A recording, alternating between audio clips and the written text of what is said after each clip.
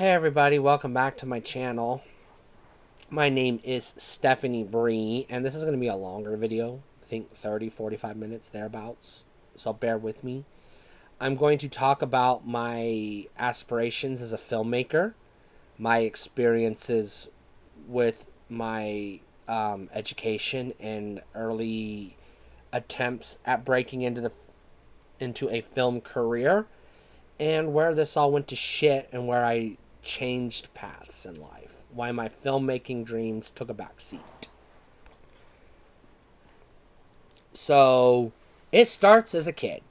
I fell in love with movies as a kid. I never liked cartoons, and TV shows are, by and large, boring for me. But I love movies. I can't get enough movies. So, when I was a kid, I just wanted to make movies, and I didn't even care how I did it. So my earliest attempt at getting into movie making, quotes here, movie making, is I had a VCR and I plugged in my the VCR I had audio cables. It had RCA audio cables in the back and video cable. So I would hook up using the yellow cable. I would connect the video cable from my Nintendo Entertainment System to my VCR to get the video to the TV, and then the red cable that came out of the NES would go into the red slot on the VCR to record the audio, and then I had a microphone plugged into a boombox, and the boombox had a headphone out jack, and I had an headphone out to, it was an 1/8 millimeter to RCA cable. I plugged into the white audio cable channel on the VCR, and I would play NES games and commentate on my NES. So Let's Plays. That was my first attempt at filmmaking, although this was way before the internet, way before Let's Plays were a thing. So that was my earliest attempt at filmmaking, you know. And then in my teen years in high school, I ended up getting a camcorder. Well, first of all, back it up. I took a digital productions class called, I think it was called Publications or something like that. I don't remember what it was called. Anyways, I took a digital production class in high school, where basically we had camcorders that were connected to the computer, and we could capture video on the computer, and then we could edit it digitally using non-linear editing software and make movies in class. And I made my first movie using stop motion animation. It was a Star Wars film, just a group of Star Wars toys walking off a cliff. Not very long, 3 minutes or thereabouts. And this was my first taste of filmmaking. And I decided I wanted to go to college to be a filmmaker. So I got a camcorder. This was a DV camcorder, so it took DV tapes. DV was a cassette format that didn't last long, that was exclusive to camcorders. And I started making pictures. My friend was into breakdancing, and so I would put on the boombox. I'd put on the breakdancing song he liked, and throw down the cardboard in the backyard, and I would film him breakdancing and make breakdancing videos. And then, my other friend, I had a couple other friends that were into skateboarding. So I would go to the skate park and film them skateboarding. And then I also did the, family vacation videos and Christmas videos and that kind of home video stuff too, because I was the one with the camera. I started to try to turn it into a business right outside of high school. So I did my sister's wedding. I did my friend's quinceañera. And I thought I was going to get other jobs, but I didn't. And then I put that on the back seat. And what I did was I did vignettes. I would shoot a scene. No film, no script, no characters, nothing. I would just shoot a scene.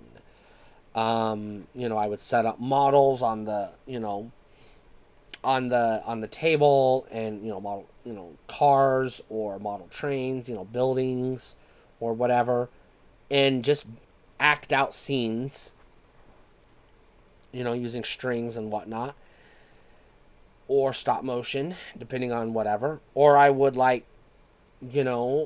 dress up my pillow like a person. So I put I took a pillow and I shoved it inside a shirt I had, and I had this head that I sculpted in art class that I stuck on in the neck of the pillow, and I took a knife and cut the head off, and just shot blood coming out of the neck, and made a scene of me cutting a guy's head off. And little things like this. Just did a lot of weird random shit. Just experimental shit. And finally, I did get into school. I did get into college. And my university didn't have a film school, but what they had was as close to film school as you could get. Is they had they had a broadcasting of science degree. In they had a excuse me, I'm getting tongue-tied. Bachelor of Science degree is what I meant to say, in broadcasting. And so I majored in broadcasting and I minored in theater, because in the broadcasting department they had classes like cinematography, news writing, and photography. They had the history of cinema, things like that.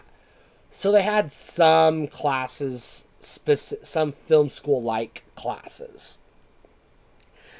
And then on the theater side, they had, intro to theater and theater 1 and script writing, playwriting, acting 1, etc. Classes on all these different things. So my goal was to become a filmmaker. My goal was to major in broadcasting and get all the technical skills, and then minor in theater and learn all the writing and all the theater skills, and then just put the two together and call it a film school education, and make connections in college and go make movies. That was my dream. When I was in college, I made 2 student films. One I never got to finish. I still have all the pieces of it, all the scenes that we shot somewhere on a hard drive. I just never edited it together and finished the movie because I got kicked out of school, and had to drop the class before I got that far. The other one I did as a summer program, so it wasn't really for a credit. It was just a summer film class I took. I did finish that movie, and for a while it was on my YouTube channel, but it's not now. And the reason it's not now is because it features my dead name all over the credits, and it has me acting in it, which, 1, my acting sucks, and 2, I still look like a guy back then. I mean, really looked like a guy. I had full beard, short hair, ball cap, jeans, t-shirt. I mean, it's gross. And, yeah. When I got out of college, I got my first job in the business. My first job in the business was working for a company called Complete Weddings. And so, this company did DJ. They offered DJ as an option. If you had a wedding, they would provide you with a DJ. They also provided photographers, videographers, and photo booths. And so, because I had the education and the skills in all 4 categories, essentially, they let me do whatever they had need for. So some weekends I would be a DJ. Some weekends I would be setting up the photo booth. Some weekends I would be doing photography. Some weekends I would be doing videography. And this was my first job in the business, which is a lot of filmmakers get their start in weddings. Especially cinematographers, because, you got to pay the bills. And fortunately for me, the guy who was training me on videography, taking me to weddings and showing me the ropes, worked at the local TV station. So he got me a job at the TV station as a video editor. Excuse me. I might need to blow my nose.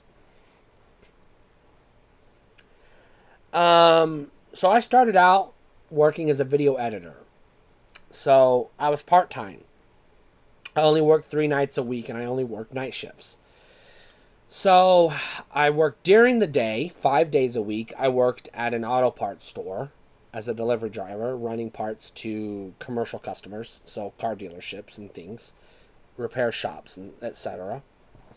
And then 3 nights a week, I was a video editor at a TV station, which I thought was the greatest job in the world because my title was video editor, and that's the job I wanted. I wanted to go to Hollywood and be either a cinematographer or an editor or eventually director. I just wanted to be a filmmaker, and I didn't care what job I got. So I thought, this is great. I'll be a video editor at this TV station for 2 or 3 years, and then get some experience, and then move on to a bigger market and find my way to Hollywood. That was the plan. And after 3 months, my boss called me into the office and said I was one of the best employees he had, and asked me if I wanted to go full-time. And I said yes. And so he said, you're going to be videographer 3 days a week, and then you're going to do cameras 2 days a week, in-studio camera operator. I had to quit my day job at the auto parts store to go full-time here because they wanted me to work the day shift. And the day shift starts at 4 a.m. and runs till noon, till the end of the noon, well, till 12:30, until the end of the noon broadcast. And so I'd get there at 4 a.m. and, set up the cameras, check all the cables and mics and everything, do the technical troubleshooting and run through make sure everything was good. Test everything out. Then the journalists and anchors would come in, get situated around the studio in their respective places, put on my headset, and the producer would tell me which camera I needed to point at which talent, and that was what I did for 2 hours solid during the morning show, and then 30-second intervals intercut with the morning show, the national morning show, and then we had the 12 o'clock noon newscast, which was a 30-minute newscast. And then as soon as the noon show was done, clock out, go home, get some sleep. So 3 days a week, I was editing news clips, doing video editing, and 2 days a week, I was photographer or camera operator. I did that for 3 months, and then there's 2 departments. You have editorial and you have production. Up to that point, I had been working under the editorial banner. I was in the newsroom because video editors are in the newsroom. The head of production called me into her office and asked me if I wanted a better job. And I was like, I'm listening. And she offered me the job of assistant producer. This would combine the video editing I had already been doing with the camera work that I was learning to do and add an element of, decision making and creativity. And so she made me an assistant producer. Now, I still had to get there at 4 a.m. to help the producer produce the show. But what happened here is you had the 2 hour morning newscast, which is just news. It's a morning show, you know. And then you had the break, and then we had another show, which was a 1 hour news magazine. This was a local talk show. Two women sitting around a table, talking about whatever was on their mind, and then they would move to the couch set and have guests come on and sit on the couch and interview them. Just like your standard talk show. Nothing local, but, your standard talk show. And so I actually got to produce the talk show. And then, which gave me creative control, some creative liberties. And then, after that went off the air, we prepped for the, again, the new newscast. And then I would put that together and then go home. I did that 5 days a week. I did that weekdays because you have a separate crew on the weekend. You have the weekend crew. And then the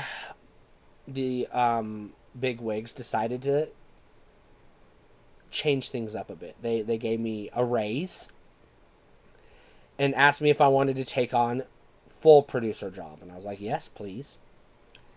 And so they had me working 3 days a week during the week as assistant producer on the morning shift. And then I moved to the weekend crew. We had another show. This was a different show. It was not news at all. This was, it was not really news. It was an agriculture show. And what I did was I produced the agriculture show. I produced it on, it was taped throughout the week, segments taped throughout the week. And then I put it together on Saturday, and then it would air on Sunday. And then the rest of the shift, I would just produce, or assistant produce, the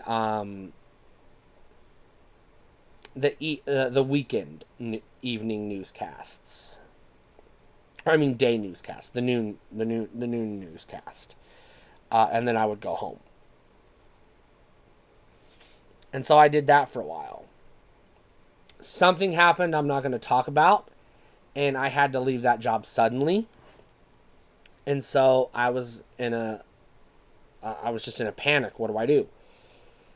So my sister had an RV in her backyard. I was living in Nebraska at the time. That's the TV station I worked for. And my sister had lived in Texas, north central Texas. And she would let me live in that camper in her backyard if I got a job. So I got a hold of the local TV station. There were 2 of them in the market. And I got an opportunity to go work in Master Control. I was told, do Master Control for 3 months. And then when we get an opening in either production or newsroom, we'll move you to whichever opening we have. Needless to say, I was not cut out for Master Control. And I got fired from that job because it was beyond my skill set. And I was in a panic. And I took my first detour off the path of filmmaker, working towards filmmaker. I got a job as a journalist, as a staff writer for a local weekly newspaper. And so I shifted into journalism because I had a journalism degree. Well, most of a journalism degree. So I got to be a news reporter for a few years. And I fell in love with it. I fell in love with writing. I always loved writing. I didn't get to do video anymore. I did get to do a little bit of photography, but I didn't get to do video anymore, and I was kind of sad about that. So eventually I worked my way up into a bigger market at a daily paper in a bigger city. And while I was there, I showed off my resume and my video production skills and whatnot. And, the company was going through a transition to digital because print newspapers were and still are dying. And so they were looking for ways to make money off of the digital product. So I volunteered to take over the digital product. So they gave it to me. I ran the YouTube channel, and I would produce news stories like TV news stories. I would go out and shoot B-roll and shoot the interviews and edit it together, do a voiceover, and it looked like what the TV stations were doing, but it was on our YouTube channel at the newspaper. I also got some sponsors together, and the sports editor, and we launched a sports podcast. And I also was given control of the web, uploading the content to the website and managing the social media. So, digital editor was my new title. And I took that when COVID hit and the newspaper started laying people off and cut my hours to nothing because I was part-time. I took that to the TV station and I got a job as a producer. Now, this was smack dab in the middle of COVID, and this is when I decided to transition, where I decided to come out as trans and get to live as my true self and stop hiding who I was. Needless to say, this was a very conservative market. I did not have a smooth transition at work. I had a lot of pushback from fellow employees who gave me shit and made my life miserable. And I ended up leaving the TV station with a promise that I would never go back to TV news. I'm not saying I'll never go back into television. I'll just never go back to television news. And this is when I realized I had moved so far away from my dream of a filmmaker that I really didn't feel like I was doing what I wanted to do. So that's when I started making podcasts and doing YouTube videos. And at first, I was still dabbling in filmmaking. I went out and shot and edited a film, a short film, 10-minute short film, and uploaded it to my channel. And did a music video for a famous professional wrestler. And then realized this was too much work.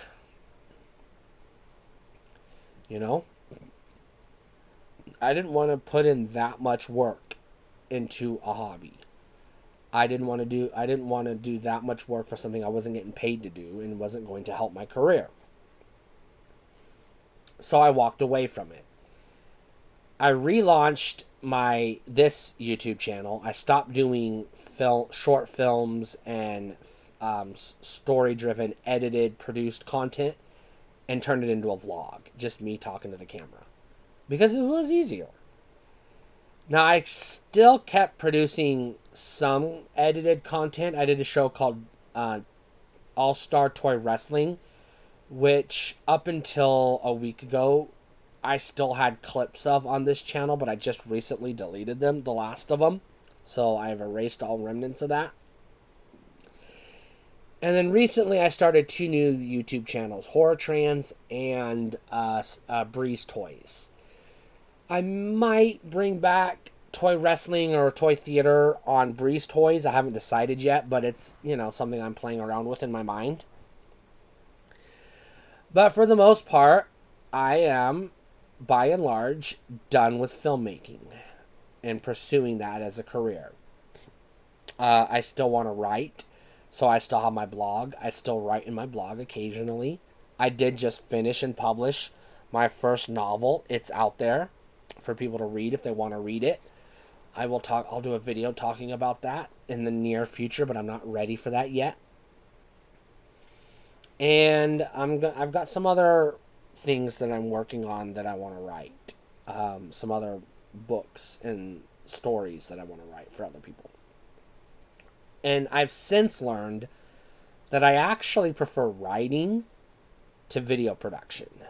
Because it's just more fun for me and it comes naturally to me. So that's how my dream of becoming a filmmaker pretty much took a backseat. I'm saying backseat because there's still a chance life could give me another opportunity to get into it. If I, keep my eyes open and, knock on the door when the time comes. But in the meantime, I'm content with where my life is now. My day job is a really good job, and I'm not going to say what it is for privacy reasons, but I have a really good job, and I really enjoy what I'm doing. And my YouTube channels are growing, and people are responding positively to them. So I'm in a place right now where I'm happy with the way things are going right now. So there's no reason for me to shake things up. Stay cool.